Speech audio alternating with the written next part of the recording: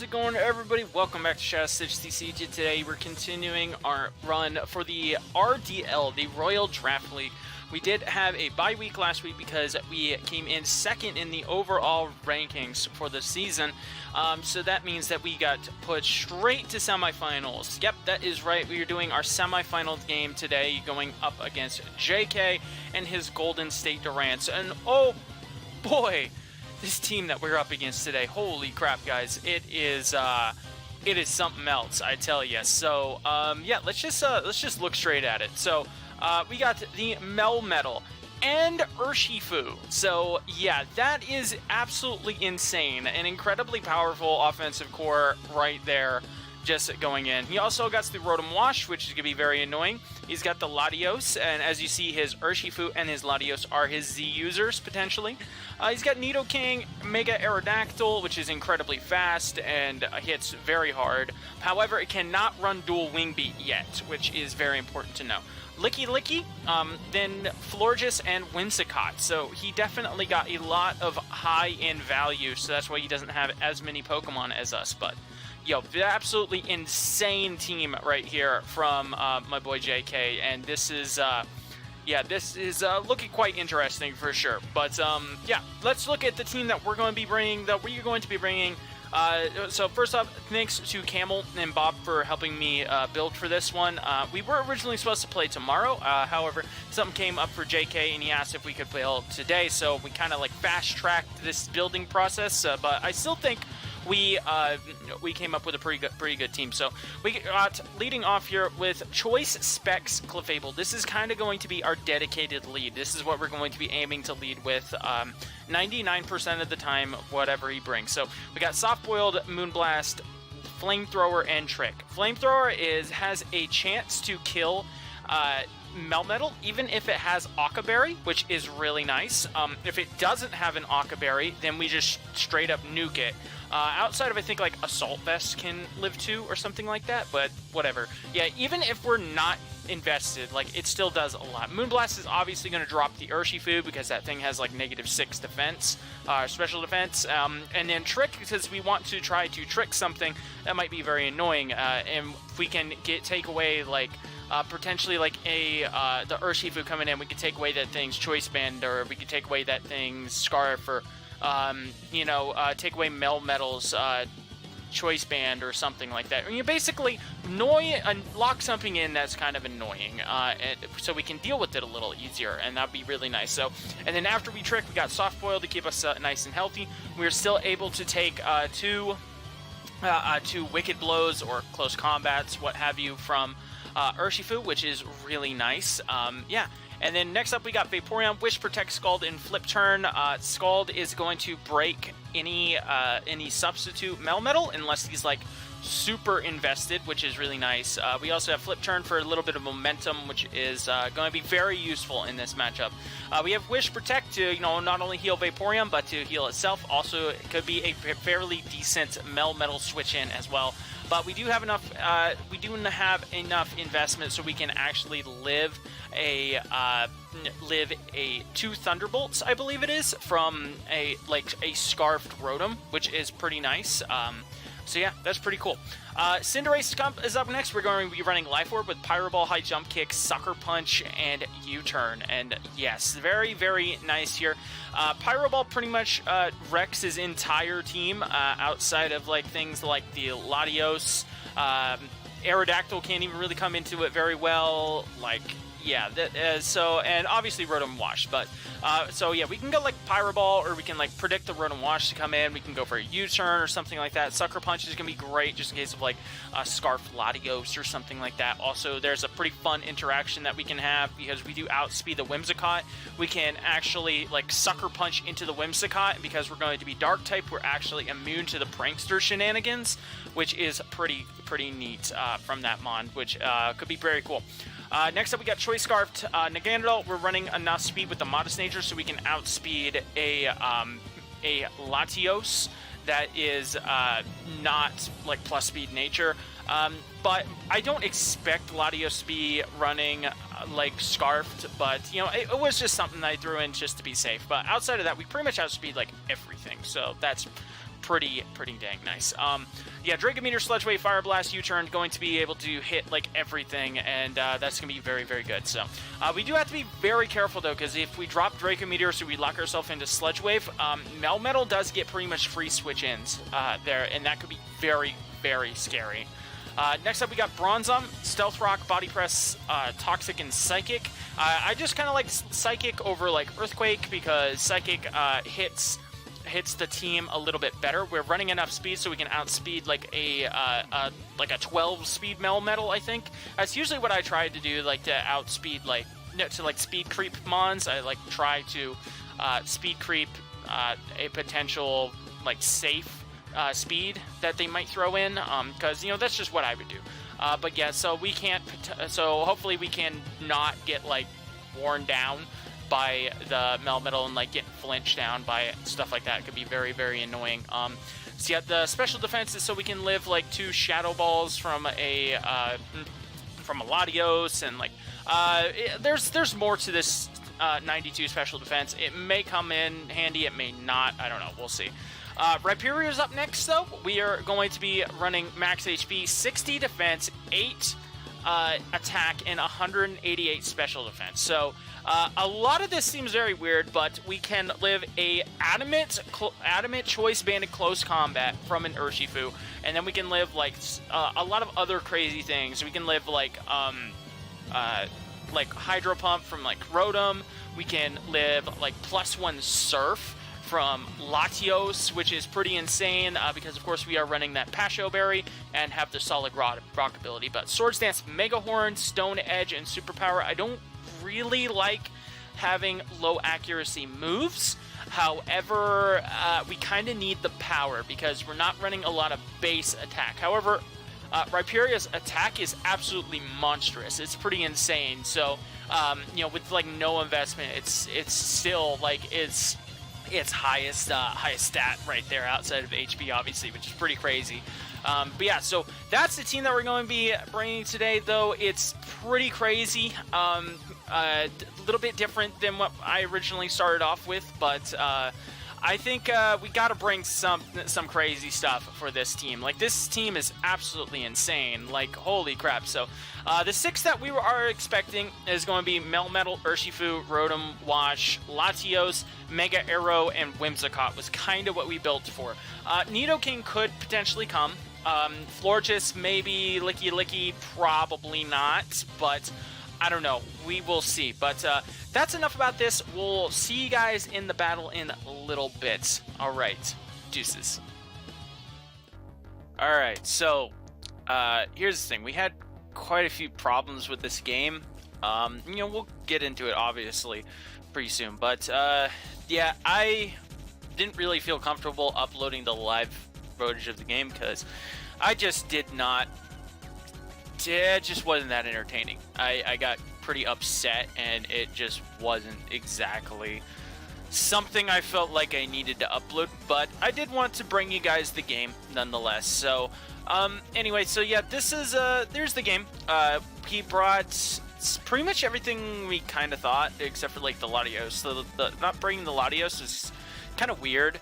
Honestly, I thought that it was pretty good for him to bring, but he brought the Licky, and he brought the Nidoking.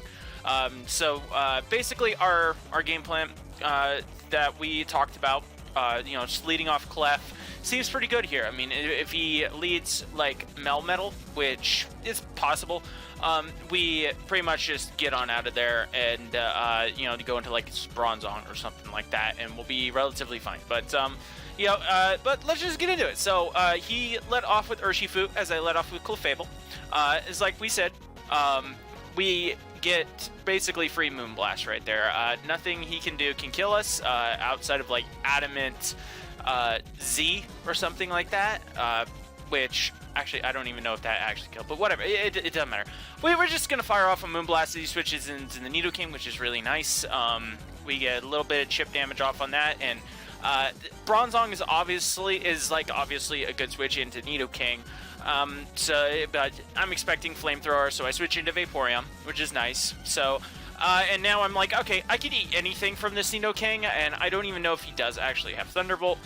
So I'm just gonna go for a safe flip turn, get on out of there. So he does indeed turn out to have Thunderbolt, which is a little annoying. My Vaporeon's pretty weakened, but that's okay.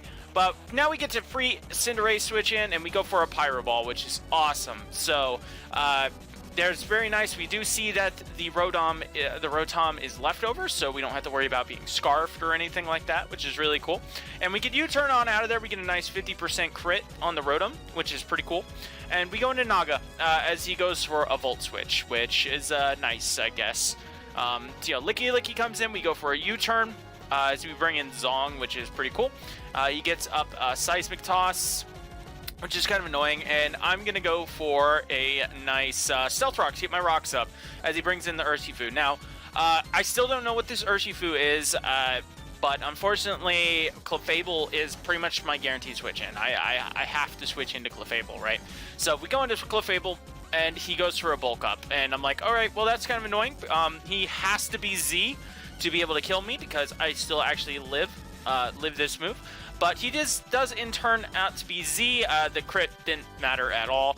And now we go to Naga, and I'm like, all right, I'm going to kill the Draco Meteor. And unfortunately, I missed the Draco Meteor knockout. So turns out that this was actually a roll. And we'll see here in a little bit why I actually know that. So we're going to go for Wicked Blow. As I go into Cinderace, I go for a Sucker Punch, just in case he did have Sucker Punch. And I knock him out, which is nice. Now, he goes into Aerodactyl, gets some nice chip, obviously can't kill, and they go into Bronzong as he Mega Evolves and clicks Dual Wing Beat. Okay, so Dual Wing Beats is not actually legal on Mega Aerodactyl in the league. So the thing is, when the league started, we did have information of the TR, the new TR, and the new TM capabilities for the Pokemon. However, we did not have information on what Isle of Armor moves were allowed on these Pokemon.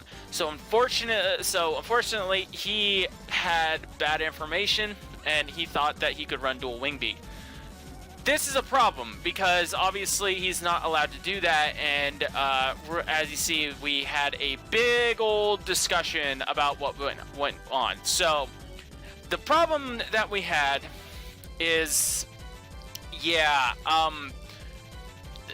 obviously, like, you know, he brought an illegal move, so we tried our best to recreate the game, but the problem is, like, the game just kept, there was too many factors.